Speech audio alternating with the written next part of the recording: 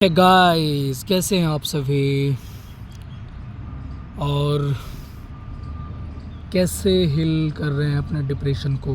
Medicine ले रहे हैं या साइकेट्रिस्ट बदल रहे हैं? कैसे कर रहे हैं यार? बहुत डिफ़िकल्ट टाइम होता है ये।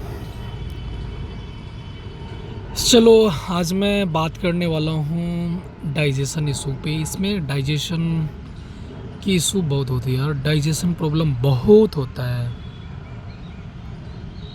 मैं अपनी डाइजेशन प्रॉब्लम्स बता रहा हूँ कि मैंने क्या फेस किया डाइजेशन इशू में।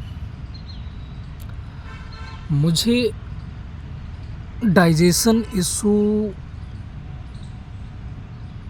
स्टार्ट हो गया स्टार्टिंग में ही।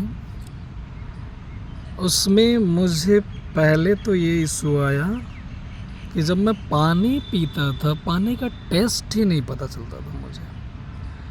टेस्ट ही ख़त्म हो गया था मेरा।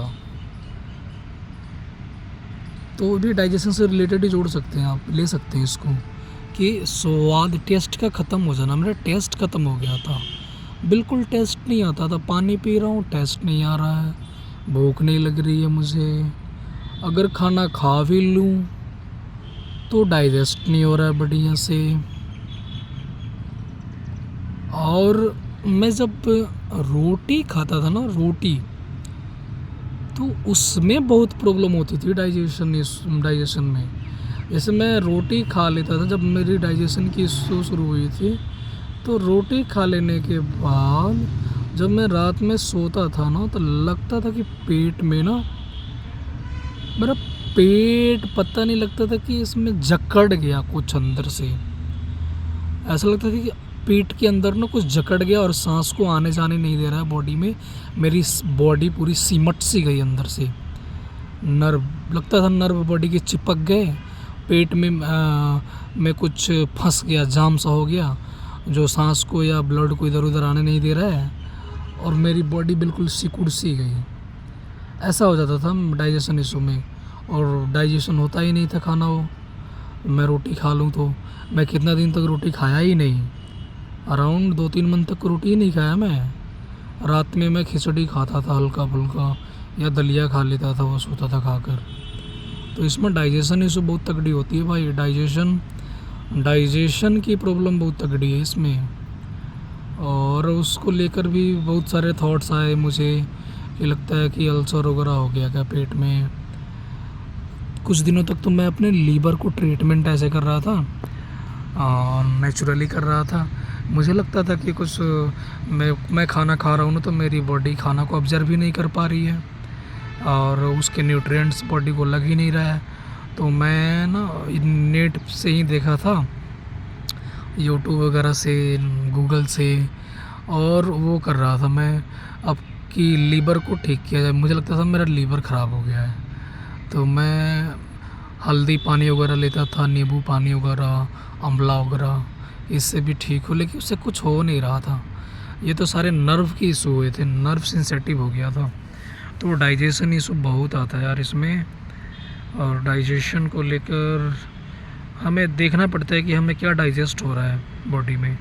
अलग अलग डिफरेंट वैरायटी ऑफ फूड्स खा के देखने पड़ते हैं, और जो जो आपके बॉडी को सूट करे ना, उसी को खाइए उस टाइम पे। उस समय बाद ये ठीक होने लगता है।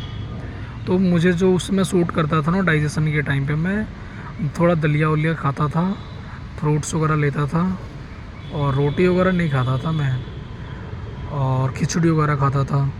तो धीरे धीरे ऐसे करते करते मेरा डाइजेशन इशू थोड़ा ठीक हुआ था, रिकवर हुआ था मैं डाइजेशन इशू से।